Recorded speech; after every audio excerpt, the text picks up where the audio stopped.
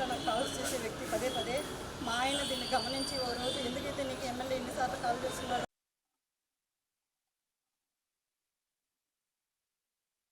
రోజు ఎమ్మెల్యే అయిన తర్వాత భీమాస్ ప్యారడైస్ తిరుపతికి రావాలని చెప్పి కోరగా నేను ఎమ్మెల్యే గారు ఏదో అర్జెంటుగా రమ్మంటా ఉన్నాడని చెప్పి నేను కార్ బుక్ చేసుకొని అక్కడికి వెళ్ళడం జరిగింది.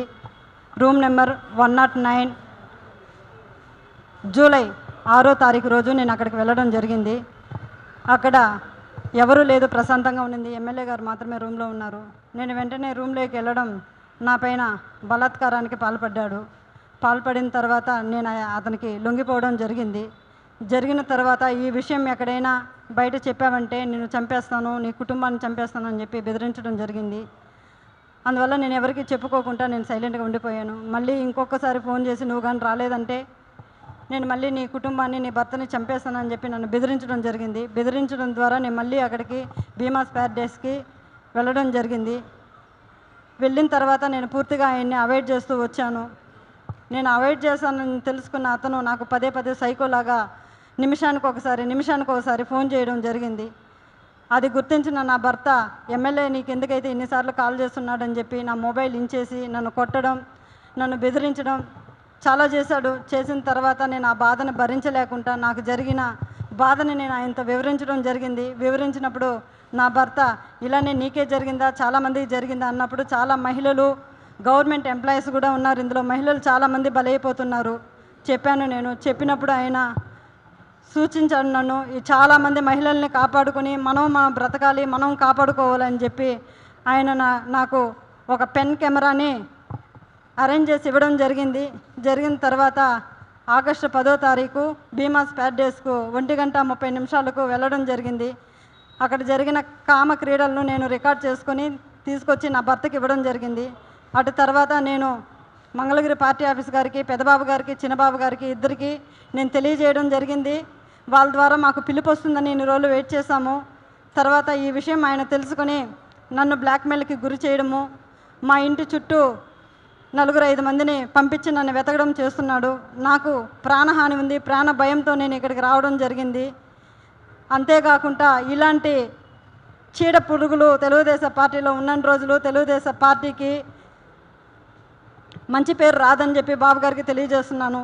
అయ్యా బాబుగారు, నేనేదో తెలుగుదేశం పార్టీని కించపరచాలని చెప్పో నేను ఇక్కడికి రాలేదు. అతని వల్ల నాకు ప్రాణహాని ఉంది, నన్ను నేను కాపాడుకోవాలని చెప్పి నేను ఇక్కడికి రావడం జరిగింది. ఇతన్ని కానీ మీరు వెంటనే సస్పెండ్ కానీ చేయలేదంటే నాలాంటి అమ్మాయిలు చాలామంది మహిళలు శీలాన్ని కోల్పోయి బయట రాలేకుండా కుంగిపోతూ ఉన్నారు. మీరు అది గుర్తించి అతన్ని వెంటనే సస్పెండ్ చేయాలని నేను మీకు కోరుకుంటున్నాను. అంతేకాక మీరు కానీ సస్పెండ్ చేయలేదు, నేను, నా భర్త, నా పిల్లలు ఆత్మహత్య చేసుకొని చనిపోతాము మంగళగిరి పార్టీ ఆఫీస్ ఎదురుగా అని చెప్పి నేను మిమ్మల్ని కోరుకుంటున్నాను. శరణు మహాప్రభు చంద్రబాబు నాయుడు గారు, మాకు మీరే దిక్కు శరణు బాబు అని కోరుకుంటున్నాను.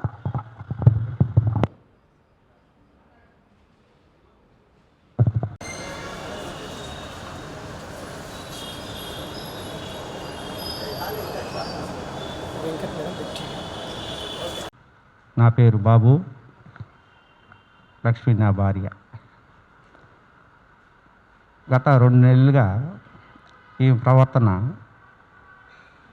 అలా ఒక రకంగా ఉండేది.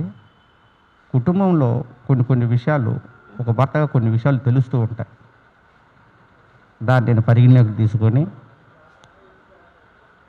ఒక ఎమ్మెల్యే అధికారి, ఒక సత్యుడు నియోజకవర్గాన్ని ఎంతోమంది ప్రజాప్రతినిధులు ఉంటారు, ఆయనకి కొన్ని సమస్యలు ఉంటాయి. ప్రజల కోసం ఒక మంచిని చెయ్యాలనేదే ఒక ఎమ్మెల్యే ధర్మం. అంతేగాని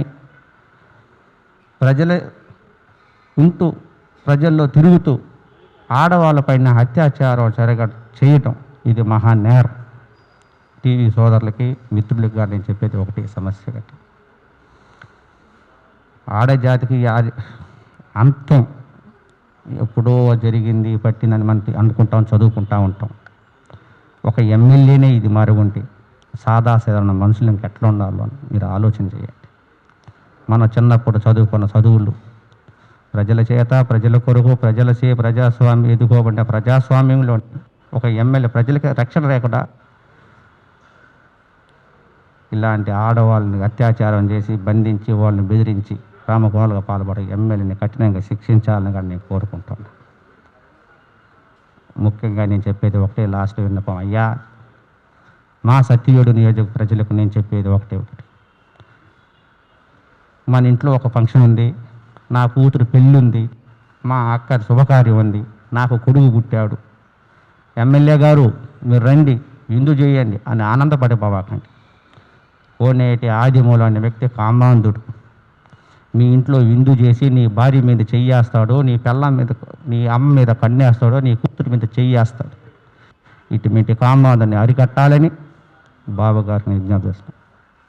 అంతేకాకుండా యాదిము కాల్స్ చేసే వ్యక్తి పదే పదే మా ఆయన దీన్ని గమనించి ఓ రోజు ఎందుకైతే నీకు ఎమ్మెల్యే ఎన్నిసార్లు కాల్ చేస్తున్నాడు